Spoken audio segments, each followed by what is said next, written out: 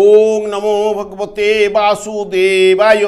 আজকের বিষয়টি গুরুত্বপূর্ণ হতে চলেছে, বিশেষ করে মীন রাশি বা মীন লগ্নের জাতক জাতিকাদের ক্ষেত্রে প্রেম, প্রীতি, ভালোবাসা ও সৌন্দর্যের প্রতীক শুক্র 2 নভেম্বর তুলা রাশিতে নিজের গৃহে প্রবেশ করতে চলেছে।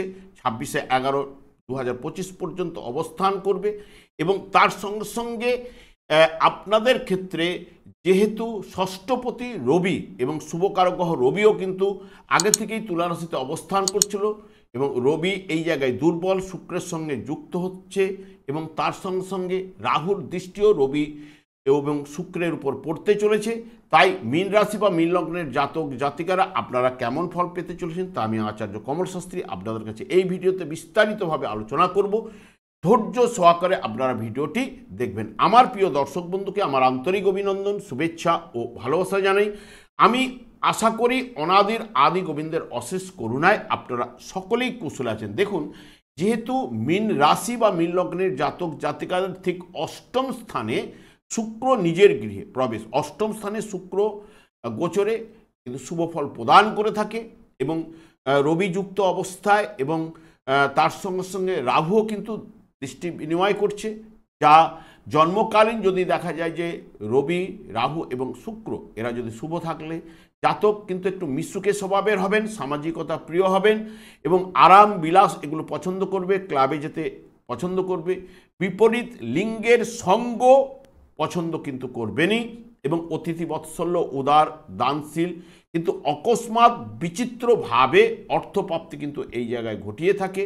সেটি লটারি হতে পারে, ফাটকা হতে পারে, শেয়ার হতে পারে এবং চাকুরিজীবীদের ক্ষেত্রে কর্মের পরিবর্তন অনেকের ক্ষেত্রে ঘটিয়ে থাকে এবং স্ত্রীর মাধ্যমে বা নিজের বৃত্তির মাধ্যমে প্রচুর অর্থ উপার্জন কিন্তু এই জায়গায় ঘটিয়ে থাকে এবং সকল প্রচেষ্টায় এই জায়গায় সফল কিন্তু প্রদান করে থাকে। যখনই দেখা যাবে যে এই শুক্র, রবি এবং রাহু এরা যদি জন্মকালীন অশুভ থাকলে তাহলে জাতকের চারিত্রিক কিছু না কিছু দোষ কিন্তু দেখা দেয়।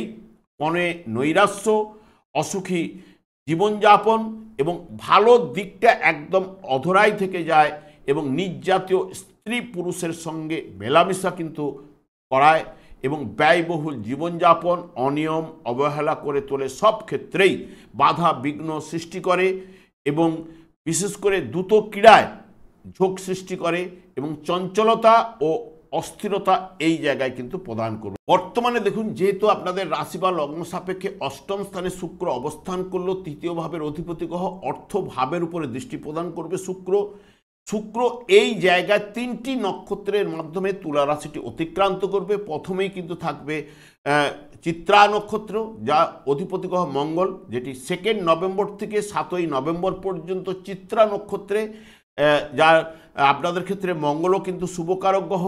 সেই মঙ্গলও এখানে কর্মস্থানে অবস্থান করছে, ভাগ্যস্থানে অবস্থান করছে এবং দ্বিতীয় ভাব অর্থভাবের অধিপতি গ্রহ এবং বিশেষ করে আপনাদের দ্বাদশ ভাবের উপর দৃষ্টি প্রদান করবে। তৃতীয় এবং চতুর্থ ভাবের উপরে মঙ্গলের দৃষ্টি থাকছে, যেটি এখানে বিশেষ করে শুক্র অষ্টম স্থানে শুভ ফল কিন্তু প্রদান করে থাকে। আশাতীত লাভ, সম্পদ বৃদ্ধি ঘটাতে পারে, বিপরীত লিঙ্গের সহিত নিবিড় ভালোবাসার সৃষ্টি করে এবং উচ্চশিক্ষা, গবেষণামূলক কাজকর্মে সফলতা কিন্তু এই জায়গায় প্রদান করে থাকে। ব্যবসায় কিন্তু আয় বাড়াবেই এবং দাম্পত্য সুখ ভোগ ঘটায় এবং কর্মের আধিপত্য বিস্তার ঘটায়, ভাতৃ সুখ এবং সুখ লাভের জায়গাটাও কিন্তু প্রদান করে থাকে।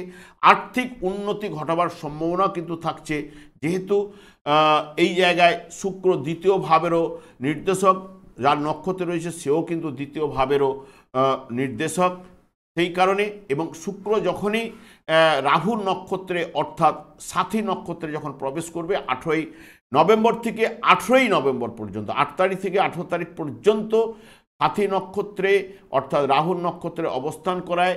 শুক্র এখানে অষ্টম স্থানে অবস্থান করলেও তৃতীয় ভাব এবং দ্বিতীয় ভাবেরও উপরে দৃষ্টি, যেটি রাহু আপনাদের দ্বাদশ ভাবে থাকলেও একাদশ ভাবেরও নির্দেশক এবং তার সঙ্গে সঙ্গে অষ্টম ভাবের উপরে দৃষ্টি প্রদান করবে এবং ষষ্ঠ ভাবের উপরে দৃষ্টি প্রদান করবে এবং চতুর্থ ভাবের উপরে দৃষ্টি প্রদান করবে রাহু।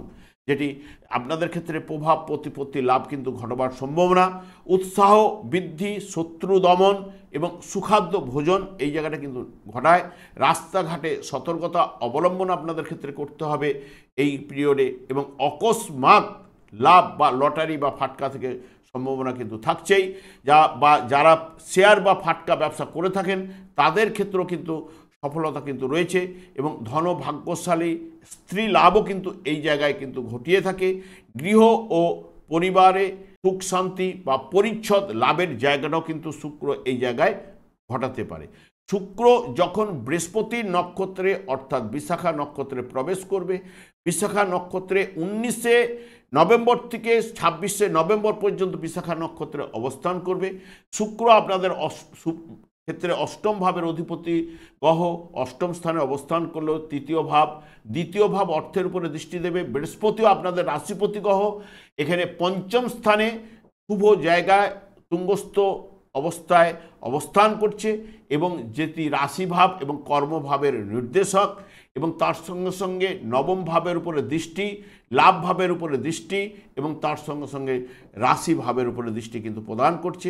এখানে বিশেষ করে বৃহস্পতিও জন্মকালীন যদি শুভ বলবান থাকলে আপনাদের ক্ষেত্রে রাশিপতি চাকুরিতে উন্নতি লাভের জায়গাটা কিন্তু নিয়ে আসতে পারে। ব্যবসা বাণিজ্যের সফলতা ও সম্মান লাভ কিন্তু এই জায়গায় ঘটাবে। আর্থিক উন্নতি এবং প্রতিভার প্রকাশ কিন্তু এই জায়গায় ঘটবে। বিলাসিতা কোথাও না কোথাও থেকে বাড়াবেই, এবং গৃহ পরিবারে শান্তি লাভ ঘটাবে, এবং সব বিষয়ে দক্ষতা আপনার কাছে কিন্তু আপনি কিন্তু পাবেনই, এবং আজ্ঞা করার ক্ষমতা বৃদ্ধি করবে।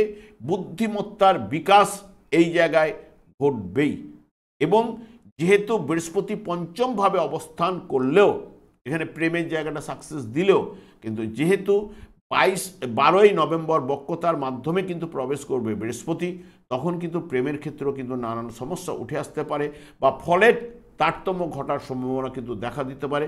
তবে আমি আর দীর্ঘায়িত না করে আমি আচার্য কমল শাস্ত্রী প্রত্যেক বুধবার এবং শুক্রবার সন্ধ্যা 8:30 এই চ্যানেলে এই লাইভ অনুষ্ঠান নিয়ে উপস্থিত হই। ঠিক ওই সময় আমাকে ফোন করলে আপনারা নিজেদের ভাগ্য বিষয়ে জানতে পারবেন। তাছাড়া বিভিন্ন ধরনের ভিডিও আপলোড করে থাকি, সেগুলি পাওয়ার জন্য আমার চ্যানেলটিকে সাবস্ক্রাইব করে বেল আইকনে ক্লিক করে রাখুন। যখন আমি লাইভ অনুষ্ঠান বা যে কোনো ভিডিও আপলোড করলে আপনাদের নোটিফিকেশন পৌঁছে যাবে। আমি অনাদির আদি গোবিন্দের কাছে প্রার্থনা করি আপনারা ভালো থাকুন, সুস্থ থাকুন, আনন্দ থাকুন। আজ এই পর্যন্ত, পরের ভিডিও দেখা হচ্ছে। নমস্কার।